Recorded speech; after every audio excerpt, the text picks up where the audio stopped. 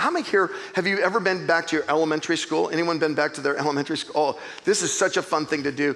I remember when I went to East Omak Elementary School, I remember the day that I showed up, third grade, we had moved, and everything looked so big and so scary. Mrs. Walters was my teacher. It was so intimidating. I felt so tiny, and everything was so big. And then I went back as a grown man. Have you done this? It's amazing. The desks are this big.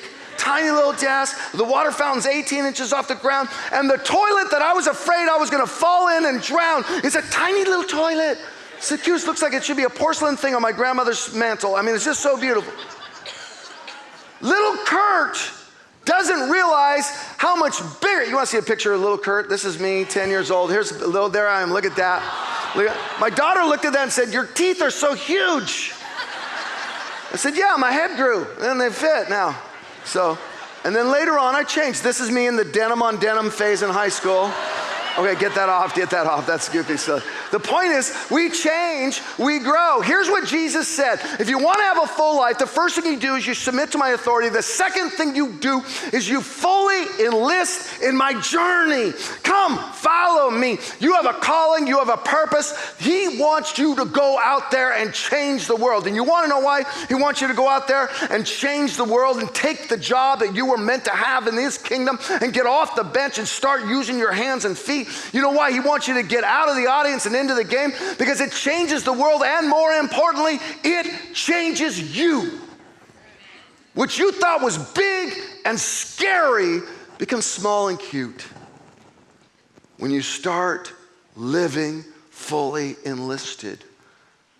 When you start doing. You know, the scariest word that you can hear that God wants to speak to you, the scariest, most incredible, exciting, totally terrifying thing that God wants to say to you is just a tiny little word. It's just 2 letters, and he wants to say it to each and every one of you. And he said it to so many people throughout history. It's just the word, go. Where? I'm not telling you. Just start. Don't believe me? Look at all these people in the Bible. Abraham, go to a land, I'll show you. I'm not gonna tell you where, you just start going. Joseph, go through a bunch of trials in Egypt. Moses, go back to Pharaoh and confront him. Esther, go to the dangerous king and save the people. Jonah, I want you to go to these people that you despise, the Ninevites. Joshua, I want you to go take back the land from the enemies. Every single minor prophet, you're not allowed to run away. I want you to go back to your own people and stay right there in the midst of them. To the 12, he said, go preach. To the 72, he said, go preach. To the apostles, he said, go and make disciples. The growing is in the going. You can't have a full life unless you decide you're going to listen to that word. Listen, I want to say this really clearly. Stop expecting a full life, a complete life to come to you. It's not going to come to you. You got to go. See, you can't expect a full life if you won't go anywhere for God. Some of you, to go is super scary. I want you to get out of your seat and take 25 steps into the children's building and volunteer. Some of you, he wants you to take 30 steps to your neighbor's house, knock on the door and say, hey, I'm going to Bayside tonight at 7. Would you come?